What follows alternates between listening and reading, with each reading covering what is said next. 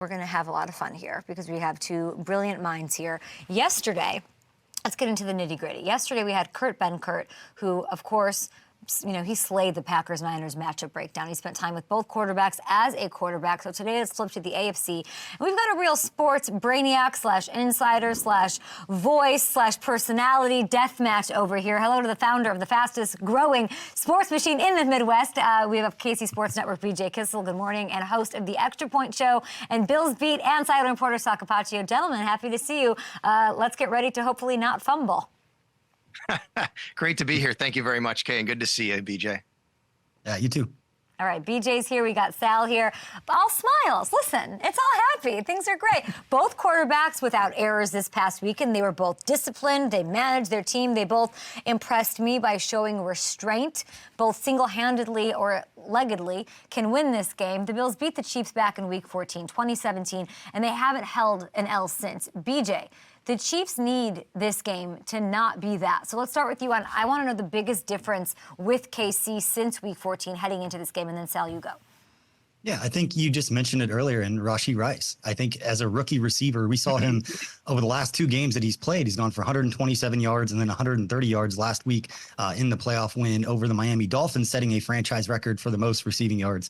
There's been so much that's been discussed. I know on your show, we've discussed this as far as the Chiefs passing offense not being what it has been over the past few years, but they're starting to click. We saw their most complete performance last week against the Dolphins. And as you're seeing right there, Rashee Rice making plays, and that's what they need. And then we saw a lot of complimentary players stepping up and making the catches that were thrown their direction, even though it wasn't a lot of targets. Saw guys like Noah Gray, Justin Watson, Marquez Valdez-Scantling. They caught the passes that were thrown their direction, and it doesn't have to light up the box score as long as you're making those key third down catches. And we saw that against the Dolphins, and they were led by a rookie in Rashee Rice, who's not really playing like a rookie right now. Yeah, and I would say for the Bills, it really kind of started that week against the Kansas City Chiefs. But I think what's happened here over the end of the season when they've had to play for their playoff lives every single week is Sean McDermott on the defensive side has kind of figured out how to deal with all the injuries. You know, after they had weeks 4 and 5, they lose Tre'Davious White against Miami. They go to London week 5. They lose Matt Milano for the season, Daquan Jones for a chunk of the season, who just returned. They started to have to, piece it together, and it really didn't go very well for a few weeks. And then suddenly the Bills, their coaching staff, the players figured out who excelled in what roles. And a big difference was even moving Jordan Poyer down to the linebacker level on dime situations, bringing him a third safety instead of relying on your linebackers who are normally out there in those situations. So I think what's happened here over the last, month or so is really the defensive play calling, the defensive personnel, and the philosophy of how do we deal with the injuries, put everybody in the right position. And I think the Bills defense has really been the backbone of this run over the last 7 weeks or so. You've got injuries on the Bills side. I'm a little worried. Bernard's out. We'll see if Rasul Douglas, former Packer, can get going. He's limited, and we'll see. And I would say, I'm surprised, BJ, you didn't say Kadarius Toney is the biggest difference. We're just going to ignore that one right there. Okay. I like that you chose to give love to Rashee Rice instead of like this. I mean, the X factor in this game might be the hip of Kadarius Toney in this rematch in Buffalo. Patrick Mahomes' first playoff road game, which is incredible. In the spirit of Dante Hall, I want the X factor, guys. And I'll start with Sal here. What does it come down to, or who does it come down to for you in round 2 of this year? Well, look, it's easy to say X factor, don't turn the ball over. Josh Allen, we know how great he is and what makes him special. We also know every once in a while that can happen.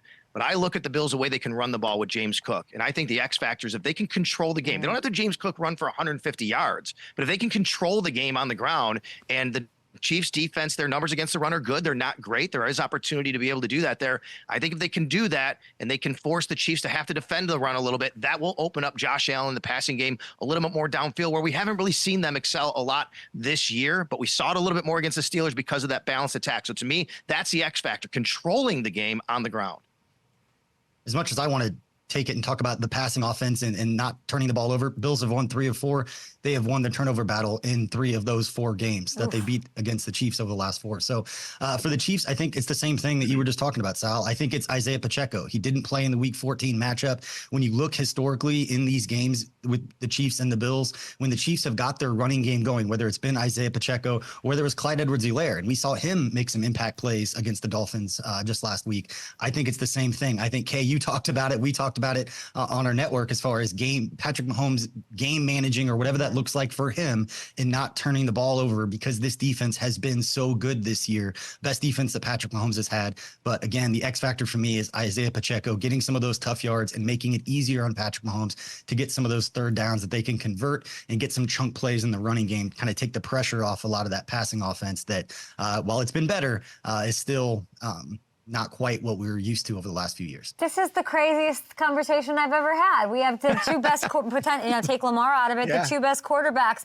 in the National Football League that I just said could single-handedly or leggedly win the game on any play, and you two are talking to me about balance and run game, and James Cook and Isaiah, Clyde Edwards-Helaire. Like, what? But that just shows you what is working, and it can't be easy to be an athletic freak, a dominant. There's ego, there's mental, there's physical, and I really credit both of them equally on the restraint that they've showed me, on their runs, respectively. On the dealing with adversity, sure, but like, I'm going to let my number 2 defense carry me, and I'm going to let James Cook and Joe Brady come in here and sort of run and do all of those things. It's super impressive. The vibes are really different, too. So I'm going to start with BJ here, and then Sal, just sort of give me the vibe check. Obviously, this is, when I say that, I mean pressure, too.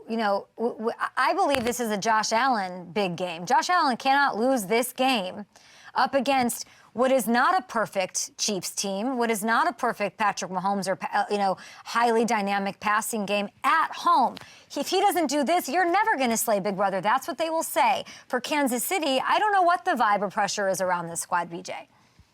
Yeah, it's interesting because we're coming off the most complete victory of the season, that we wanted to see them start playing better into the playoffs. And we saw that against the Dolphins. We saw the offense. And it's interesting because we talk about the drops all season, and the Chiefs led the league in drops, and that the Chiefs passing offense is one of their most complete games, but it wasn't necessarily Travis Kelce's best game. He had 3 drops in that game, but they weren't highlighted as much because the other guys were making plays. Obviously, Rashee Rice going for 130 yards helps, but Marquez Valdez-Scantling, who I mentioned earlier, who's gotten a lot of heat this year, he caught the third down pass that was thrown his direction. Justin Watson made some plays, and again, Noah Gray made some plays. And so I completely agree with you in that, to me, this game is more about Josh Allen and his legacy of having to beat Patrick Mahomes in one of these games, and that these games being played at Arrowhead, there's kind of that storyline. Patrick Mahomes' first game on the road, there's a lot of pressure for Josh Allen, and a guy that every time he steps on the field wants to prove that he's the alpha. Patrick would be 2-2 if he hold on, like he's can't. I mean, not 2-2 in the Super Bowl, but like he's got to get to the Super Bowl. He's got the weight of a dynasty. He's got the I'm the best player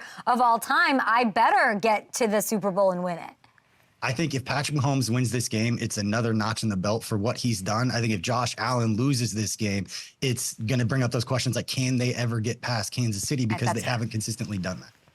Yeah, I agree 100% with everything you guys both said. Kay, you let it out perfectly, and BJ used the right word, legacy. I think this game is actually part of a legacy for Josh Allen. Look, he's been in the league now long enough. He's had these big games, and unfortunately, even though he's walked off the field with the lead, the Bills haven't gotten the job done. That becomes the narrative, right? These guys are going to be tied together. The trade that goes back to 2017, the drafting of Josh in 2018, and then there's Sean McDermott, the head coach who, quite frankly, here in Buffalo, a lot of people have said, have they reached their ceiling? Can he get over the Kansas City Chiefs? Can he beat Andy Reid? This is a legacy game. But even more importantly here in Buffalo, for the Bills fans to go to this game, I'm telling you right now, Patrick Mahomes' first ever road game in Orchard Park, this city is jumping. The vibes are incredible. And I think the mantra here, guys, has been, do it for America. You can't have Patrick Mahomes again, especially if the Texans happen to win, host it at Arrowhead. We got to do it here. You go back to the COVID year when the Bills went to Kansas City and lost the AFC Championship game. I remember after that,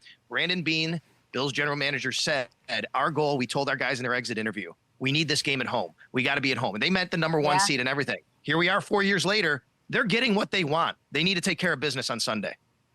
Sal, you're as plugged in as anybody. We had Gronk on my show yesterday, and we were talking about those snowballs that Pickens was hit with, and he warned, he said what was the kind of stuff that he literally said it on television, the kind of things that are being thrown at Tom Brady and Julian Edelman in post games. Like you Buffalo fans, behave yourselves out there. Let's end it like this. Do I want you guys to show me your best swag surf? I won't do that. Do I want Sal to make the case for Haley Steinfeld versus BJ making the case for Taylor Swift? That's a matchup within the matchup I'm interested in. But no.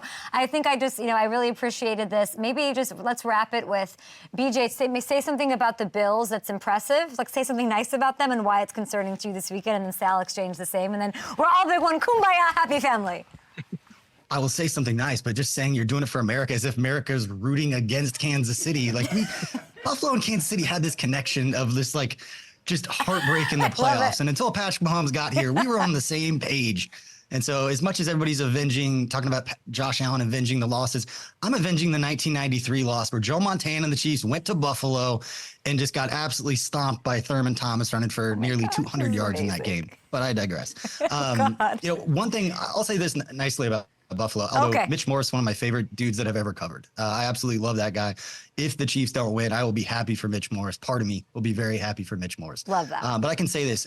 Of all the stadiums that I've been to when I was covering the team and following them around, the one stadium that I went to that I was like, this would be a cool play. Like, this is a vibe that I want to be a part of in the stands. It was in Buffalo. It was in a game back in 2014. It was before they've had a lot of the success they're having right now, but it seemed like a great time. I've got friends who are Bills fans and friends who live up there. And so there's not that animosity between, because I think there's a shared history until Patrick Mahomes arrived in Kansas City, and we'll always be connected. And the last thing I'll leave, thank you so much for, again, that trade.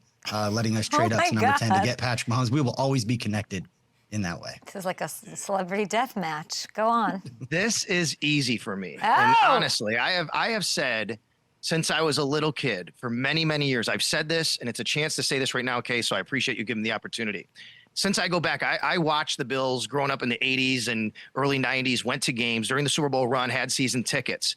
And I've always said Kansas City fans were always the most engaging, best fans, most respectful fans that we ever encountered at our stadium here in Orchard Park.